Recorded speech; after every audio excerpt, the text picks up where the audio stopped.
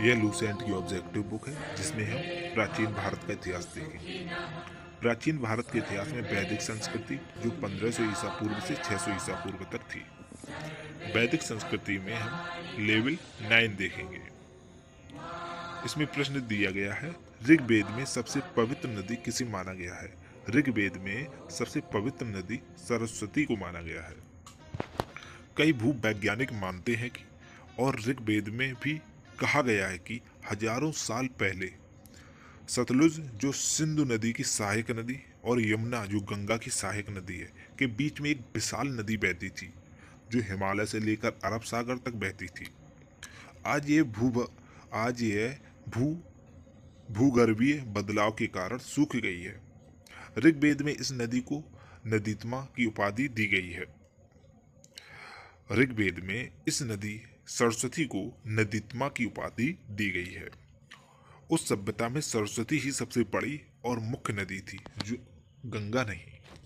अगला प्रश्न है आपका, वैदिक समाज की आधारभूत इकाई थी। वैदिक समाज की आधारभूत इकाई क्या थी?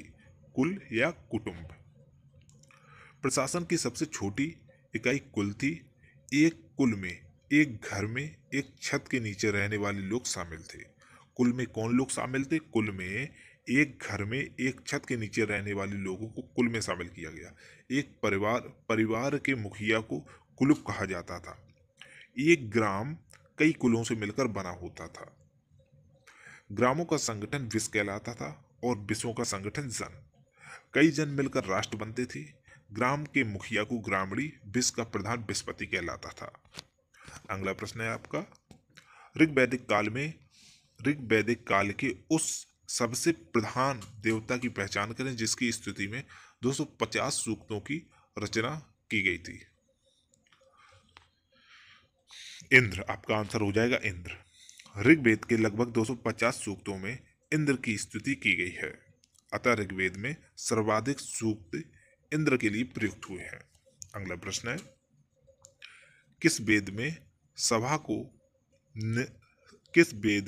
सभा को नरिष्ट अर्थात सामूहिक वाद विवाद या अनुल्लंघनी कहा गया है? किस वेद में कहा गया है? अथर्ववेद में कहा गया है। अथर्ववेद में सभा को नरिष्ट अर्थात सामूहिक वाद विवाद या अनुल्लंघनी कहा गया है। अगला प्रश्न है आपका, किस रचना में नारी को सुरा और पांसा के साथ 3 प्रमुख बुराइयों में शामिल किया गया है? मैत्रायणी संहिता में स्त्री की तुलना मदिरा, विष, पांसे से की गई है। अगला प्रश्न है आपका, उत्तर वैदिक काल में किस देवता को सर्वोच्च स्थान प्राप्त था? उत्तर वैदिक काल में किस देवता को सर्वोच्च स्थान प्राप्त था? प्रजापति को सर्वोच्च देवता कहा गया है, जबकि परीक्षित को मृत्यु लोक का देवता कहा गया है। उत्तर वैदिक काल में ही वासुदेव संप्रदाय एवं 6 दर्शनों सांख्य, योग, न्याय, वैशेषिक, पूर्व मीमांसा व उत्तर मीमांसा का आविर्भाव हुआ है। अगला प्रश्न है आपका, सूची फर्स्ट को सूची सेकंड से सम्मिलित कीजिए। राजसु यज्ञ कौन करता था? राजसु यज्ञ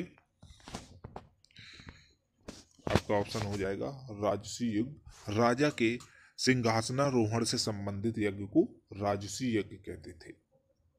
और अश्वमेघ यज्ञ राजनैतिक शक्ति बढ़ाने हेतु किया जाने वाला यज्ञ था। अश्वमेघ यज्ञ का संबंध किससे है? राजसु, राजनैतिक शक्ति बढ़ाने के लिए किया जाने वाला यज्ञ था। और वाजपेयी यज्ञ का संबंध शौर्य प्रदर्शन व प्रजा की मनोरंजनार्थ किया जाने वाला यज्ञ था। आपका आंसर तीसरा हो जाएगा। और अग्निहोष्टम यज्ञ का संबंध देवताओं को प्रसन्न करने हेतु अग्नि हो पशु बलि दिया जाने वाला एक सोमरस का पान किया जाने वाला यज्ञ था। आपका आंसर पहला हो जाएगा। राजसूय यज्ञ का संबंध राजा के सिंहासनारोहण से संबंधित यज्ञ। अश्वमेघ यज्ञ राजनीतिक शक्ति बढ़ाने हेतु किया जाने वाला यज्ञ। वाजपेयी यज्ञ शौर्य प्रदर्शन एवं प्रजा के मनोरंजनार्थ किया जाने वाला यज्ञ। अग्निहोष्टम यज्ञ देवताओं को प्रसन्न करने हेतु अग्नि हो पशु बलि दिया जाने वाला एवं सोमरस का पान किया जाने वाला यज्ञ। अगला प्रश्न आपका हो जाएगा, सूची फर्स्ट को सूची सेकंड से सम्मिलित कीजिए। सूची फर्स्ट में ऋग्वेद में उल्लेखित नाम दिए गए हैं और सूची सेकंड में आधुनिक नाम दिए गए हैं। परुष्णी, परुष्णी आज की रावी नदी को कहते हैं।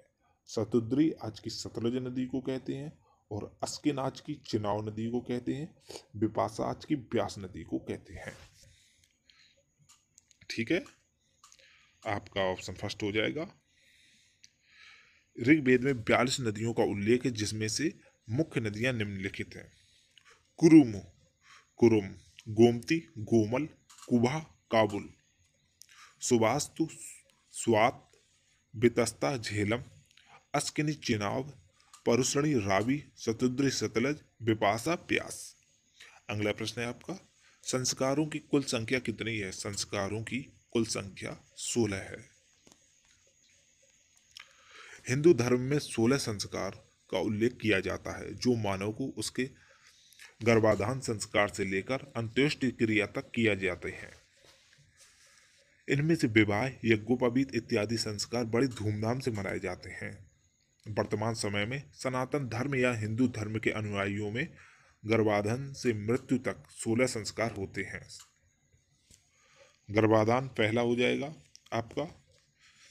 दूसरा आपका पुंसवन, सीमंतोन्नयन, जातकर्म, नामकरण, निष्कर्मण, अन्नप्रसान, चूड़ाकर्म, विद्यारंभ, कर्णवेद, यज्ञोपवीत, वेदारंभ, केशांत, समावर्तन, विवाह, अंत्येष्टि।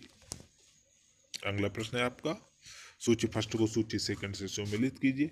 ब्रह्म विवाह का संबंध किससे है? ब्रह्म विवाह का संबंध समान वर्ण या जाति का विवाह ब्रह्म विवाह कहलाता है। ठीक है। देव विवाह कौन सा है? देव विवाह आपका हो जाएगा पुरोहित का पारिश्रमिक में मिले कन्या के साथ विवाह। देव विवाह का संबंध पुरोहित का पारिश्रमिक में मिले कन्या के साथ विवाह। आर्ष विवाह का संबंध किससे? आर्ष विवाह का संबंध कन्या मूल्य के रूप में एक जोड़ी गाय व बैल चुकाकर किया गया विवाह कन्या विवाह कहलाएगा। प्रजापत्य विवाह किसका? प्रजापत्य विवाह किससे संबंध है? बिना दहेज का विवाह प्रजापत्य विवाह कहलाता है। आपका ऑप्शन पहला सही है।